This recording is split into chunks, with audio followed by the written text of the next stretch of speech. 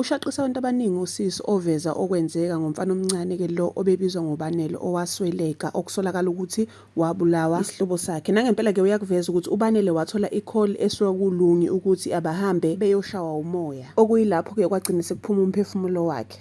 Ngichaza ngakhona that's what happened. Bafike nje abafana abayithu kodwa badala. Abafana abadala kuBanele. Bafike ke bebangavalanga futhi nasebusweni.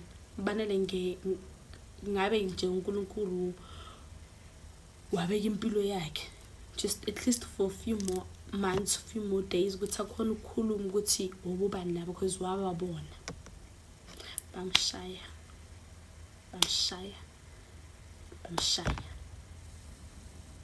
They didn't ask questions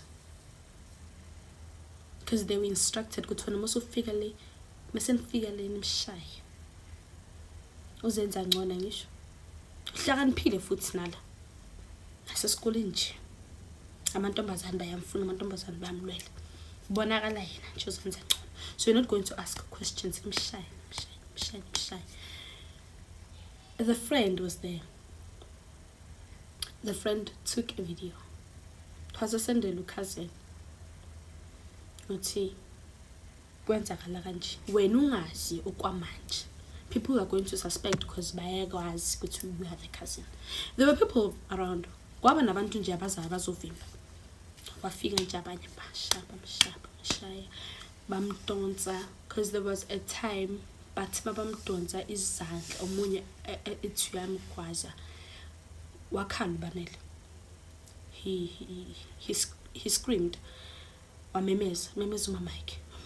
Mama, memeza unagogo futhi, memeza umama, memeza ugogo, memeza umama, memeza ugogo, wamemeza. So phela ukuthi azaphelele nomphefumulo. Angakashoni. He was crying. He was begging for impilo yakhe. Banele thought ukuthi bafuna maybe amafoni, bafuna imali, washo ukuthi anginani ifoni una igcathulo nazi ngiyangicela. He begged for his life. And unfortunately bekayi-one bebabaningi bekangakwazi ukuba he was young and Banele bekungese umuntu ngale ndlela aziveza ngakhona bekungese umuntu onolaka. They kept on mshaya.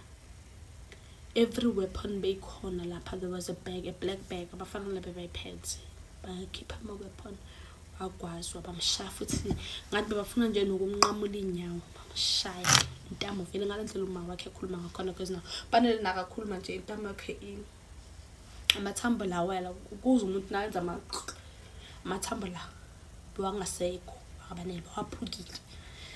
He begged waxolisa abiza igama lomngane memeza wathula nje bangishaya wathula biza amaphoyisa biza uma wami biza ugogo wami like kwazi kwaphela ngoBanele phela ngoBanele wasefuna umngane bahamba abafana baya kubo cousin bangena endlini kuba cousin basho ukuthi cha umsebenzi sesubenzela uma wayikhipha imali uma ka cousin wayikhipha imali wabapha imali kwaba ukuthi lo wentomazana nabahamba naye usuyahamba kodwa utshele i-cousin ukuthi no it is done. Abafana babasafika lapha baceda ukubakhokhela kwaba ukuthi uma ka the cousin ne partner yakhe nomunye nje ubhuti khona lapho wase lapha aroundini bamjwayela bathatha imoto bahamba baya like isidumbu sikaBanele sikhona. The blood was all over kwaba ukuthi nalakathi bamhlaba igazi beli spread lethela yonke le ndawo ukuthi bamhlaba igazi nje liyagcwala lapha. How okay amthathe bahambe bafuna umuntu ozothatha umzimba kaBanele kahle kuya ngabo ngabe bawushisile kwaba ukuthi bayaphazamiswa. Kwavela omunye nje umama owabona yonke into kunomunye umama ngathi ihlanyana nje uzwana nje nokuthetha umama laba bakuthi I'm sorry to say this but ngathi labo mama bahle abavuka ekseni bamba badlala ama cards agezwa akudliwa kodwa ibhodlela nali kuyaphuza yokudlalwa ama cards kuyathukaniwa impilo nje estrada wabona bamupha imali naye kwaba ukuthi uyaphazamiswa engakho kwabona abanye abantu abazobona umzimba kwabizwa amaphoyisa. Umzimba kaBanele bokumele ngabe washiswa kuleyo dustbin leyo. Everyone that was involved kule case wabhadelwa. uNonhlanhla noLungi ababasukeli, they are responsible for ukushona kwaBanele. Okay ke imali bayithathaphi dala bayiplana lento. Angisho uBanele uzenza ngcono kahle noma Mike uzenza ngcono, unomsebenzi washadwa nomuzi wakhayo. uBanele nakaqala athi ufuna lokho uBanele uyakuthola. Mukuhambe ama school trips uBanele naka izinto zakhe ezile. uBanele akahluphi umuntu kwaba ukuthi lokho kubanga ini umona. And kwaba ngathi bahabo Banele banyanyafatsa this other family because Banele khana leselo sesokuthi akasasifuni khasasapara akasasithandi noma uthole esisha. Upha the cousin not knowing ukuthi lokho kuyambulalisa bumenza aphume ngathi umuntu onomona, umuntu obabukela phansi. I mean umuntu obabukela phansi yona yenza ini umona kuba. Awu okay bahambe bayo lahlela isidumbu khona lapha. Lesidumbu lapha sihlahla khona akusuku laba bulala uBanele khona no.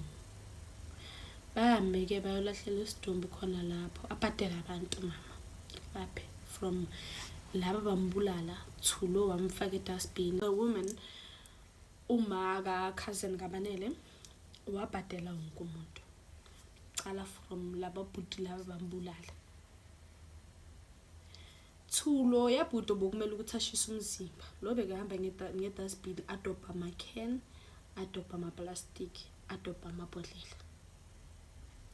Thulo yamama witness mabase bathatha umzimba kaBanele bawufaka lapha.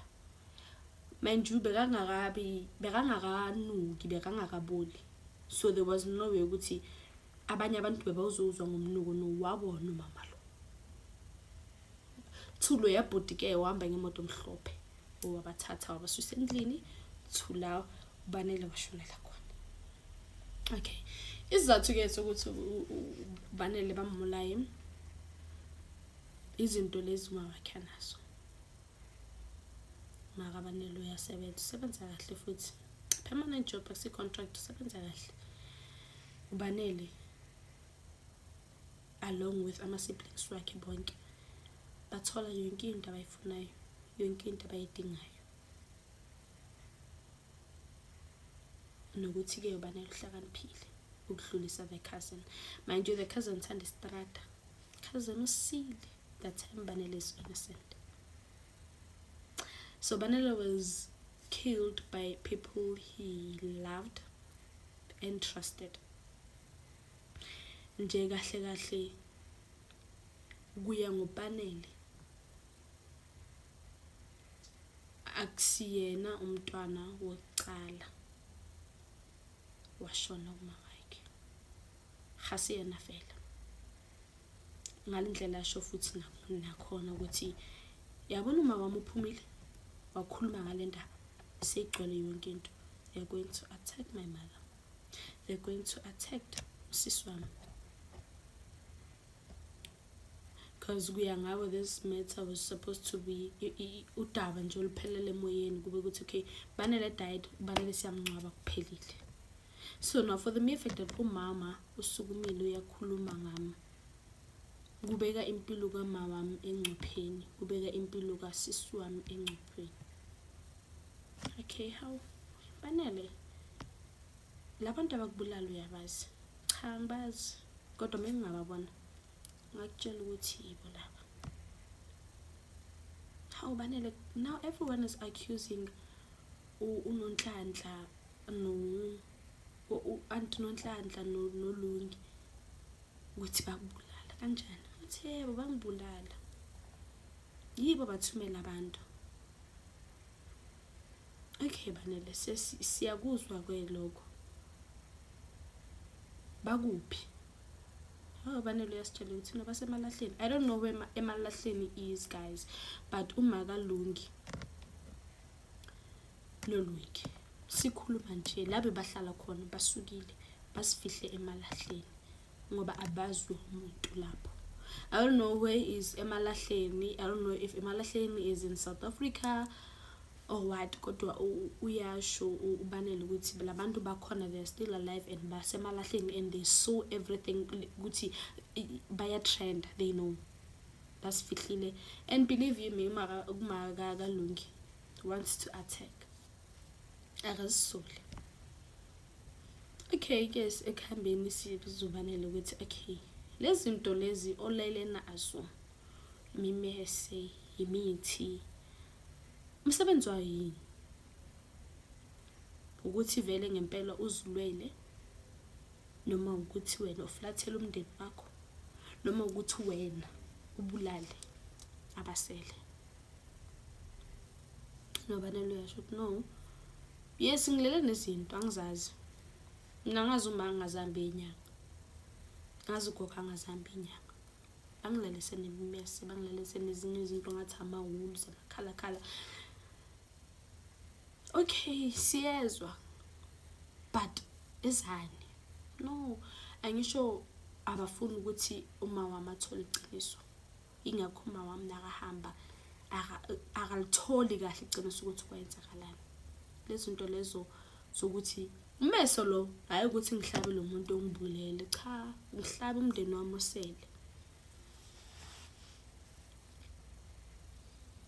Ngeke uma wami umndeni wami bathi ngizilwela, ngikwazi ukuzilwela ngoba nazi izinto la zilusa umndeni wami. Ngabe bengikwazi ukukhuluma nje bengizosho ukuthi cha bhuti ungayenzi leyo nto. Gogo Kalu noma Kalu baletha umuntu ngoba bangafuni ukuthi basekhaya balithole iqiniso. Lezi zinto mina bangilalisa nazo akusizo izinto zokuthi mina ngisukume ngizilwela. Ngikwazi ukuzilwela, ngikwazi noma wami akakwazi ukuzilwela, akakwazi ukungilwela ngoba ngivalile. Wonke umuntu osondelene nami nje akakwazi ukungilwela. Ingakho nje abanye ngikwazi nokufika emaphupheni ngibakhombisa nakuma wami nje ngikwazi ukufika ngimkhombisa ukuthi mina ngashona njani. Ngoba ngiyazi ubuhlungu uyadinga ukwazi ukuthi ngashona njani, uyadinga ukwazi ukuthi ngabulala yini, ngabulala ubani, kodwa ngikwazi ukuya kuye ngoba nazi izinto mase uyangihlaba. Mase kumele ukuthi ubaqede bonke. Okay ke Banele, angikositshele ke ukuthi mase lo ngoba sokumele ukuthi uqede umndeni wonke. What was supposed to happen? What was going to happen? Bekuzoba ukuthi ngabe umndeni wonke sophelile, azusisa azohlala endlini kamali uma bekayakha by that time. Bokumele nje kwenzakalena, cha umama bambulalela ngoba bafuna ukuzohlala, mina bangibulalela ngoba bafuna ukuthi uzohlala endlini kaManci. Kwaba ukuthi uma wami yena inganakha.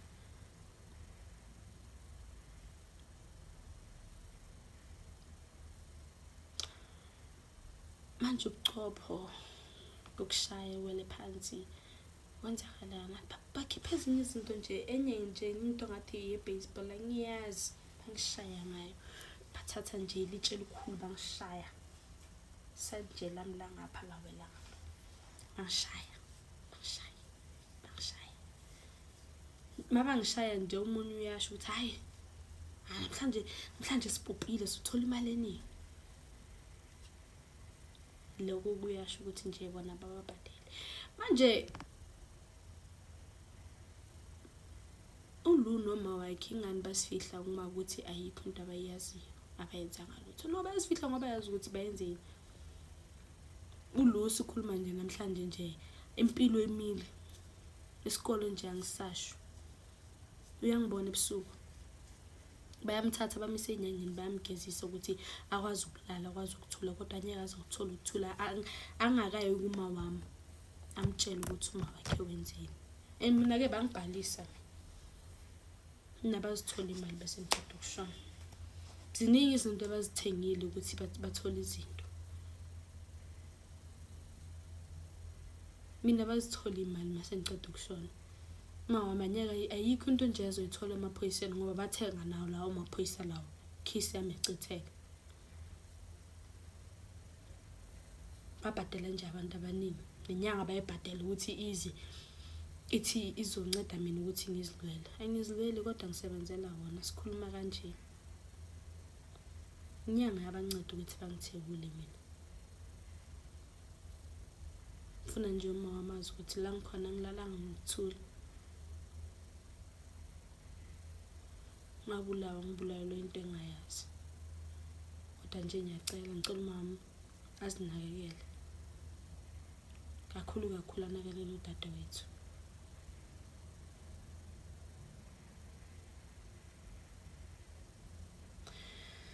I do want to carry on, but I can't. Ngiyafuna ukuchubeka kodwa I can't. Ibuhlungu indaba kaBanele. Ibuhlungu. Nangale ndlela eza emadlabhudlabhu ngakhona. I can't. I just pray, I hope, and I wish ukuthi uma kaBanele la khona athola ukuthula. If there's anything ayidingayo regarding ukufamba kwengane, ukuthola ukuthula kwengane, sikhona. But yeah, I will try. People think ukuthi ucingo ulathathwa okwangempela, but Nonhlanhla and her daughter, they were not robbed or anything. Ifoni yona yayikhona all this time. Nje they came up with a plan ukuthi kuhlangahlanganisiwe endlini kube ngathi vele bukhaqhakezwa. You know, the boyfriend helped them, the other man with the white car, the cousin kaNonhlanhla, also no mama kaNonhlanhla, they contributed in this whole thing yokuthi kube ngathi batsenetswe kaMntlu. You know, the only thing they destroyed from that phone as the SIM card, but ama video and everything were there. Because remember when Banele was killed, the lady lo mntwana lo was taking a video, and she sent a video kulolu Angisho. And also after they were done, after these boys were done, base bambulela umntwana abantu, she sent a message. She sent a video esho ukuthi baqedile. Yeah, you understand ukuthi njani. And little did the girl know ukuthi kahle kwangempela uBanele bambulalelani, because this woman spread amanga wathi uBanele tried ukudlwengula lo ulo. That is why it was so easy for people to agree ukuthi abulawe. Kanti yena uyazi ukuthi she planned this whole thing a while ago. And kahle nje mama, the main reason why uNonhlanhla didn't want you ukuthi ungene endlini that day, angisho the boys were there. Abafana bebalapha bamele payment yabo. Remember ubhadele wonke umuntu. You understand? So kubuhlungu because now Banele is crying, he's seeking for help ukuthi mina bangithebula. Ngilele futhi nezinto engingazazi, izinto ezilwisa umndeni wami. My mom will never find peace. I will never find peace for as long as I'm working for this woman. That is why it's so hard for everyone ukuthi nimthole, because I'm protecting her instead of protecting my mom. Kodwa lo muntu khona emalahleni ulapha sifihle khona, there are family members lapha babafihlile. And this whole thing was supposed to turn out ngathi uBanele bokuyingane ehluphayo, ingane eqoma intombi zabantu, ingane ezilahlelayo intombini zabantu. That was not even the case. Banele respected umuntu wesifazane. Bekazi ukuthi umuntu wesifazane yini, because ukhuliswe umuntu wesifazane. That is why the time they were beating him, bamshaya, bamphosa ngezinto bayenzani, bamklinya, bamdonsa, abadonsa amathambo kuze kuphuke. The only people ababemezile umama nogogo. Banele was screaming, was kicking and screaming, apologizing, mama, mama, gogo, gogo.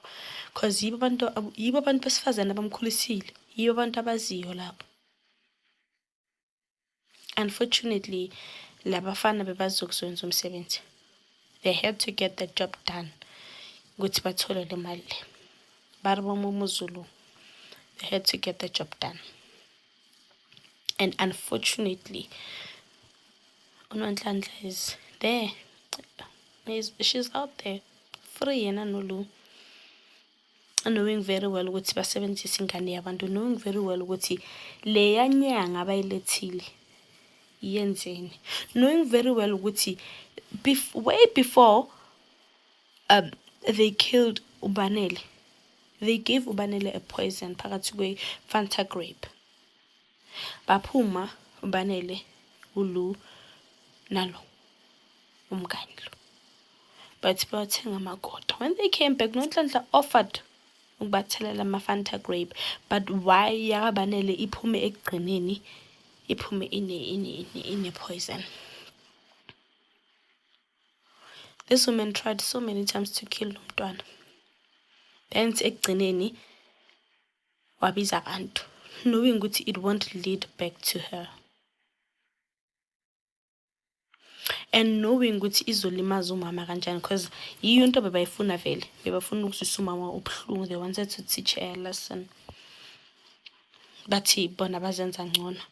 Ubanele unalokhu, Ubanele unalokhu, Ubanele unalokhu. And how everyone was saying ukuthi Ubanele uzophumelela nakakhulu because Ubanele uziphethe kahle. So Ubanele was killed because of umona. Yes, he was called a Jews boy, but he didn't act it like a Jews boy. Bekazi ukuthi umuntu yini, bekamhlonipha umuntu, especially umuntu wesifazane. Bekazi ukuthi no means no. And he was killed for that. Bacishe bashisa nomzimba wakhe. If it was not for that woman, bacishe bashisa umzimba womntwana abantu. So imagine ukuba ngabe bawushisa umzimba. Uma kabanele ngabe kuphi manje. Means bekanyakaza ngcobo umntwana wakhe. That's how heartless uNonhlanhla is. And I know ukuthi wherever she is, ingane yakhe yamkhombisa lama pictures, ama video wonke lawa hambayo akhuluma ngabo. I just hope and pray ukuthi in one of the good days nayo uzoyizwa ipeni ukulahlekelwa umntwana. Ngisho uzalile uzoyizwa ipeni ukulahlekelwa umntwana. It's unfortunate ukuthi mama kaBanele had to go through this pain, and now she has to be strong. Akasanayo choice ngoba kumele asukuma alile umntwana wakhe, because Banele cannot fight for himself for as long as those things are there, for as long as umphefumulo wakhe basawusebenzisa, for as long as every chance they get bathatha lenyanga bayayithuneni likaBanele. There's no way ukuthi Banele uzozilwela. So uma kaBanele must fight for Banele, must fight for ingane zakhe ezisele, ngoba zizohamba one by one, uzosala yena. That's the plan. And they won't stop. They won't stop. So masekunje uma kaBanele kumele alwele ingane. Ingane ayikwazi ukuzilwela ngoba bawuthatha umphefumulo bayosebenzisa. Yazi the way uBanele aqhamuka ngakhona. It's very hard for a mother ukuthi asho ukuthi na umntwana. That's how badly they damaged ubuso bakhe. And lenkathi bamgwaza, bamhlaba, bamgwaza, bamhlaba, bamshaya, bamphosa ngezinto, bamshaya, bamdonsa kuphuka amathambo. Umunye nje wambamba isandla, omunye wasinyathela isandla sajika sabheka le kuphuka amathambo. He kept on saying ngiyaxolisa. He kept on apologizing. He kept on apologizing. Kwathiwa, this is for you, Jews boy. Kwakho lokho.